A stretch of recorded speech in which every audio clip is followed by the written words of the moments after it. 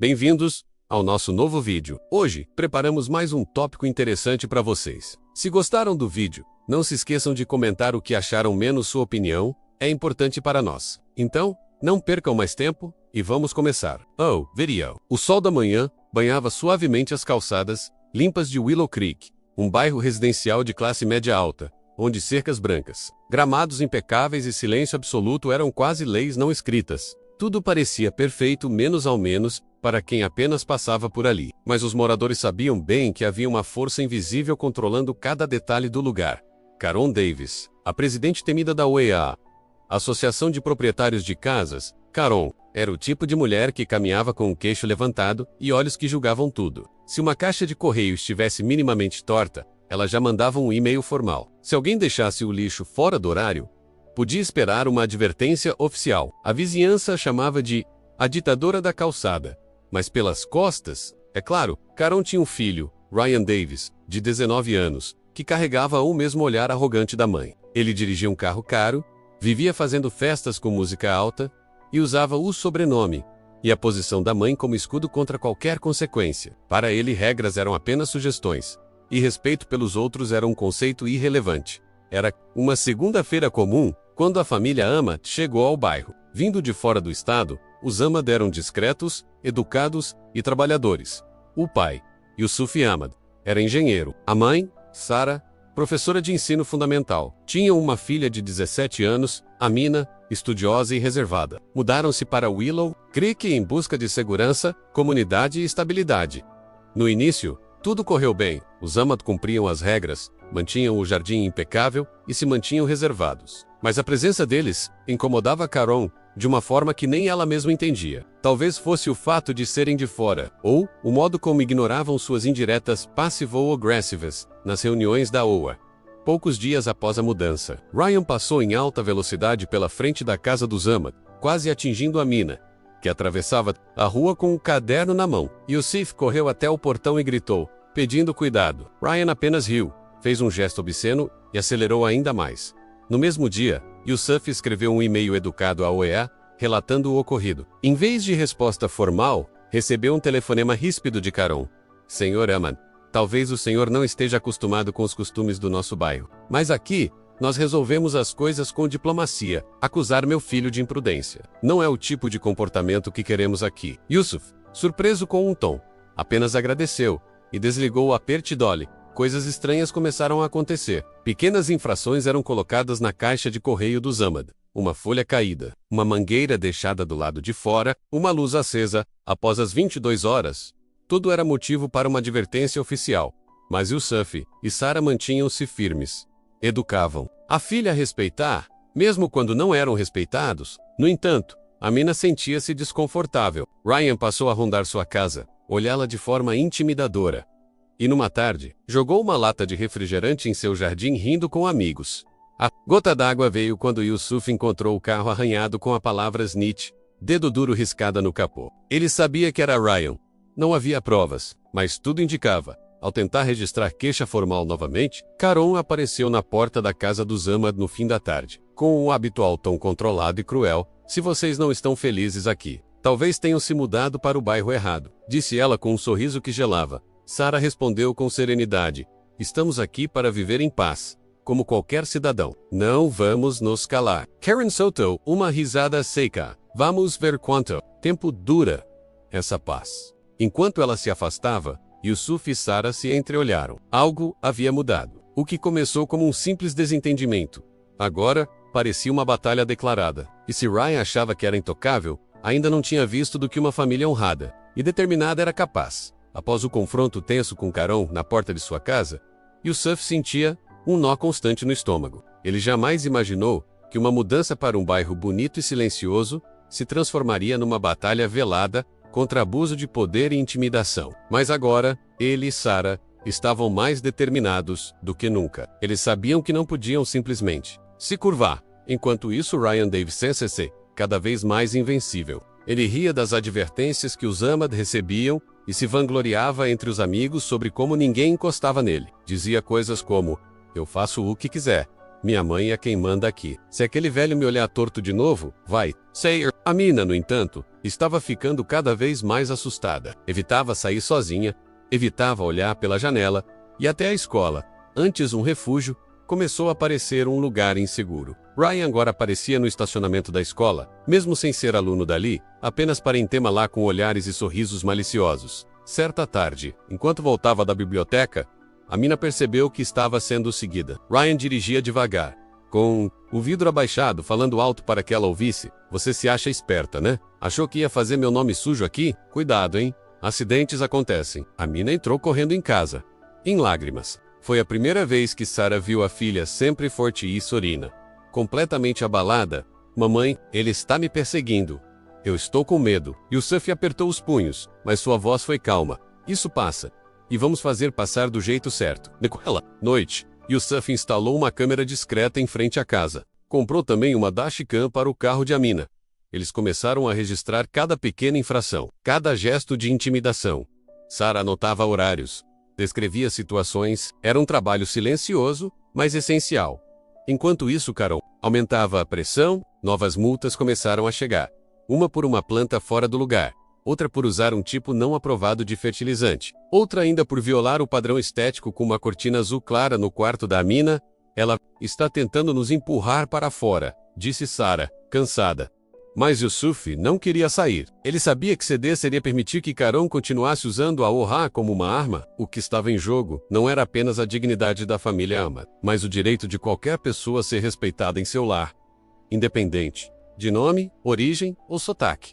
Num fim de semana, enquanto Yusuf cuidava do jardim, Ryan passou devagar de bicicleta e jogou algo no gramado. Era um saco com fezes de cachorro. Yusuf viu tudo. Calmamente, recolheu o saco com luvas. Foi até a câmera e anotou o horário. Pela primeira vez, ele tinha uma gravação clara de Ryan cometendo um ato de vandalismo. Na manhã seguinte, ele levou o vídeo à delegacia local. O policial que o atendeu foi respeitoso, mas cauteloso. Senhor Ahmad, sabemos que esse bairro tem histórico de reclamações, mas muitas são abafadas. A senhora Carol Davis é influente, mas se o senhor tiver provas concretas, podemos agir. Yusuf entregou o pendrive com calma. Então vejam com seus próprios olhos. Alguns dias depois, algo aconteceu que fez tudo escalar de vez. Amina voltava da escola quando encontrou o portão da casa pichado com a palavra Hatá em letras vermelhas. Ela chorava sem parar. Foi o limite. Sarah abraçou a filha e disse: não mais. Isso não vai mais acontecer com a gente. Yusuf tá calmo, olhos firmes e voz forte, declarou. Se eles acham que podem destruir nossa paz, vão descobrir que a verdade é mais forte. E não estamos sozinhos. Eles não estavam mesmo. Dois vizinhos, uma senhora idosa chamada Dona Eleanor, e um jovem, pai chamado Marcos Menos bateram na porta naquela noite. Nós vimos o que Ryan fez. Chega disso. Essa vizinhança era para ser justa, e vocês têm nosso apoio, disse Marcos. Dona Eleanor completou. Carol já pisou em muita gente aqui. Talvez seja a hora de ela sentir o peso do que causou.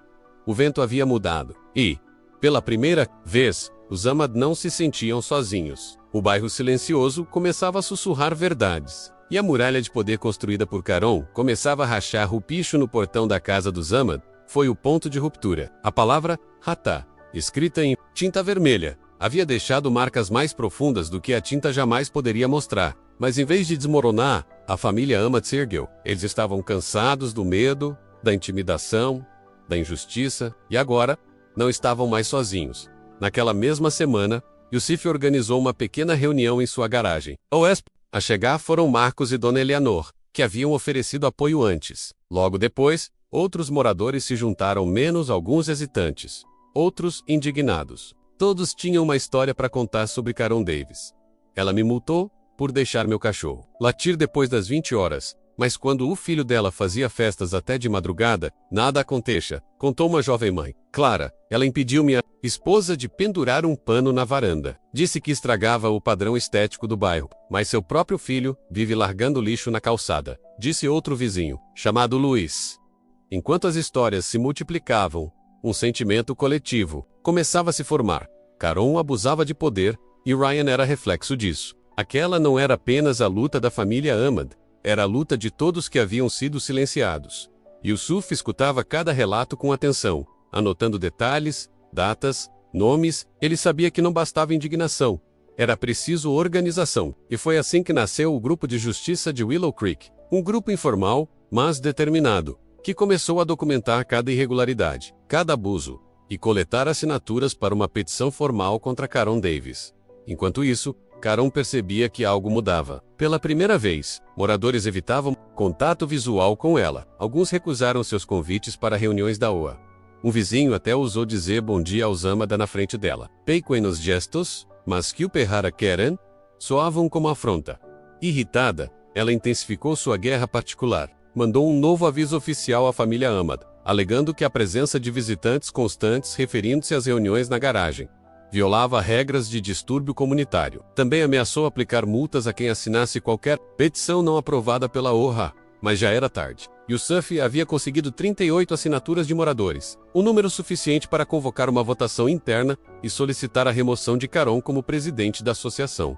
Amina, por sua vez, aos poucos, voltava a sorrir. Ver os vizinhos batendo palmas, apoiando seus pais, perguntando como ela estava, restaurava sua fé nas pessoas. Mesmo assim, ela ainda carregava um medo silencioso. Ryan continuava por perto, agora mais discreto, mas com o mesmo olhar ameaçador.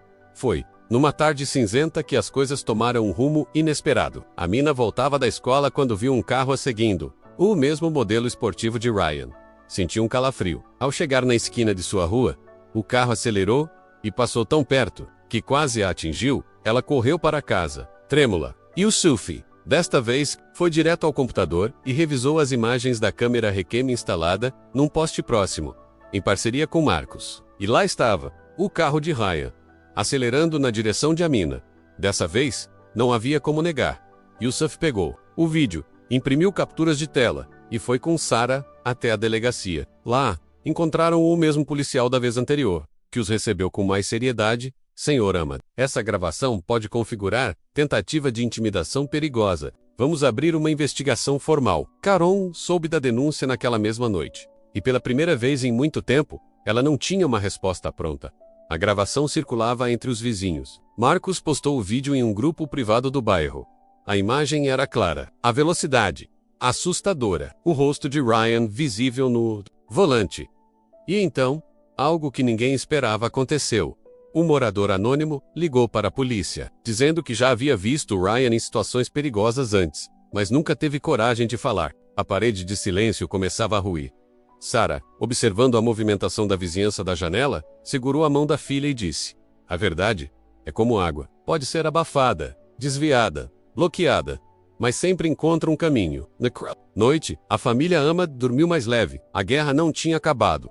Mas pela primeira vez, parecia que a justiça estava começando a andar. Vídeo de Ryan tentando intimidar Amina viralizou rapidamente no grupo privado do bairro. Os moradores, antes silenciosos, agora comentavam abertamente sobre o comportamento destrutivo do jovem e a conivência da mãe. Pela primeira vez, Caron sentiu que o controle lhe escapava pelas mãos. Na manhã seguinte, 2 viaturas da polícia estacionaram em frente à casa dos Davis. A porta se abriu lentamente. E Ryan saiu vestindo um moletom escuro, os braços cruzados e o rosto tenso. Caron o seguia, visivelmente alterada. "Isso é um absurdo. Meu filho não fez nada de errado! Isso é uma perseguição pessoal contra a nossa família", gritava ela para os policiais e para os vizinhos que começavam a se reunir em silêncio nas calçadas. Um dos agentes, com serenidade e autoridade, respondeu: "Senhora Davis, temos evidências visuais e depoimentos consistentes. Seu filho será levado para interrogatório formal. É um procedimento padrão." Ryan tentou manter a arrogância, mas seu olhar atraiu o medo. Os braços foram algemados, e ele foi colocado na viatura sob os olhares atentos da vizinhança. Karen, descontrolada, ameaçava processar todos. Gritava sobre injustiça, mas ninguém mais a ouvia. A mulher que antes impunha silêncio agora falava para o vazio. A notícia da detenção de Ryan se espalhou como fogo. Jornais locais mencionaram o caso como um exemplo de impunidade confrontada. E até mesmo redes sociais comentavam sobre a movimentação em Willow Creek. O nome Davis agora carregava um peso que Caron não conseguia suportar. No comitê da OA, Marcos convocou uma reunião extraordinária com base no artigo que permitia a moção de confiança. Pela primeira vez, a possibilidade real de remover Caron da presidência estava sobre a mesa. Na delegacia, Ryan foi interrogado por quase 3 horas. Confrontado com provas, o vídeo da perseguição, o vandalismo gravado, os relatos dos vizinhos, Ele começou a ceder. Disse que estava apenas brincando, que não tinha intenção de ferir ninguém. Mas os investigadores viam através das desculpas. O padrão de comportamento era claro. Ryan se sentia acima da lei, protegido pela influência da mãe. No final do dia, o oficial responsável ligou para Yusuf Ahmad. Senhor Ahmad, gostaríamos de agradecer pela sua persistência. Este caso abriu portas para outros moradores falarem. Já estamos investigando outras denúncias anteriores contra Ryan. Ele responderá legalmente pelas ações. Yusuf, com um misto de alívio e cansaço, agradeceu. Do outro lado da rua, Caron assistia tudo da janela, sozinha. Nenhum vizinho lhe dirigia mais a palavra. Seu telefone tocava com notificações de convocatórias, e-mails da OA e avisos de processos civis. A muralha que ela construiu com rigidez agora ruía tijolo por tijolo. Em casa, Amina finalmente conseguia rir. Não porque tudo tivesse sido resolvido, mas porque pela primeira vez sentia segurança. Seus pais estavam mais unidos do que nunca. Sarah, com lágrimas nos olhos, sussurrou: "Nunca mais ninguém vai te fazer sentir pequena, minha filha." Na reunião decisiva da OA, o salão comunitário estava lotado. Marcus, com uma postura firme e serena, iniciou a sessão. "Estamos aqui para votar pela remoção da senhora Caron Davis da presidência, com base em abuso de poder, parcialidade na aplicação de regras e conivência com comportamentos perigosos que colocaram vizinhos em risco." Caron, sentada no canto da sala, manteve o queixo erguido, mas não dizia uma palavra. A votação foi aberta, e os votos foram contados em silêncio. 39 votos a favor da remoção, 4 contra, 1 abstenção. O martelo bateu. Caron estava oficialmente destituída. Na saída, Yusuf encontrou Marcos no estacionamento e disse: "Não sei como agradecer." Marcos respondeu com um sorriso sincero: "Você fez o que todos nós deveríamos ter feito há muito tempo. Obrigado por não desistir." Naquela noite, sem gritos, sem ameaças, sem intimidação, o bairro voltou ao seu silêncio habitual. Mas não era mais o silêncio do medo, era o silêncio da paz restaurada. O sol nascia em Willow Creek, como se inaugurasse uma nova fase. O bairro, antes dominado por regras rígidas e silêncio forçado, agora parecia respirar diferente. As janelas estavam mais abertas, as conversas entre vizinhos mais frequentes, e pela primeira vez em anos, havia sorrisos genuínos trocados entre as cercas. Caron Davis, agora destituída de seu cargo na OA, raramente saía de casa. As flores em seu jardim, antes sempre podadas milimetricamente, começavam a murchar. A bandeira americana que tremulava imponente na varanda, agora permanecia caída. E Ryan, depois de enfrentar um processo judicial, fora condenado a prestar serviços comunitários e frequentar sessões obrigatórias de reeducação social. O juiz deixou claro: sua arrogância quase custou a paz de uma comunidade inteira. Para a família Ahmad, a vitória não era apenas sobre Ryan ou Caron. Era sobre resistir, sobre se manter de pé, mesmo quando tudo parecia injusto. Era a prova de que integridade, paciência e coragem podiam fazer frente até mesmo aos mais arrogantes. Amina voltara a caminhar tranquila pela vizinhança. Seus olhos ainda carregavam a memória dos dias difíceis, mas agora também brilhavam com confiança. Ela havia aprendido algo que nem todos os adolescentes têm a chance de descobrir cedo: que o medo não se vence com gritos, mas com firmeza silenciosa. Sarah retomou seus projetos comunitários. Criou um pequeno grupo de apoio para mães imigrantes na região, onde oferecia acolhimento e escuta. Era sua forma de transformar dor em serviço. Yusuf, por sua vez, tornou-se uma referência no bairro. Muitos vizinhos o procuravam para conselhos sobre como lidar com a OA, sobre direitos, sobre como agir diante da injustiça. Mas ele nunca se vangloriava. Sempre dizia: "Não fiz mais do que um pai faria por sua filha." Numa tarde de domingo, o novo presidente da OA, Marcos, organizou um evento comunitário, um piquenique coletivo no Parque Central de Willow Creek. Famílias trouxeram pratos. Crianças brincavam livres, risos ecoavam entre as árvores.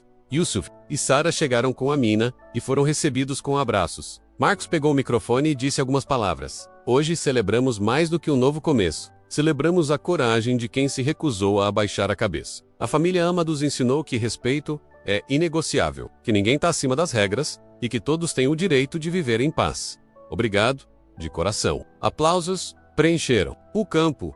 Amina, envergonhada, sorriu tímida. Sarah segurou a mão de Yusuf, e por um momento, nenhum deles disse nada. O silêncio era suficiente. Ao longe, Caron observava da varanda. Não havia mais vozes ao seu redor. Nenhum vizinho a cumprimentava. Ryan, agora mais calado e introspectivo, ficava dias trancado no quarto. O poder que ela usou para proteger o filho havia se virado contra ambos. Mas Yusuf não nutria rancor. Ao olhar para a casa dos Davis, sentia apenas compaixão. Ela sabia que o verdadeiro castigo de Caron não vinha da perda de um cargo, mas do isolamento que sua arrogância construiu. Mais tarde, naquela noite, Amina escreveu em seu diário: "Aprendi que força não é bater de frente. Força é continuar firme mesmo quando todos tentam te empurrar para trás. E que a verdade pode demorar, mas sempre chega, como a luz depois da tempestade." Willow Creek nunca mais seria o mesmo. Agora, havia ali uma comunidade, unida, consciente e viva. A vitória da verdade não foi apenas um final feliz para uma família. Menos, foi um novo começo para todos.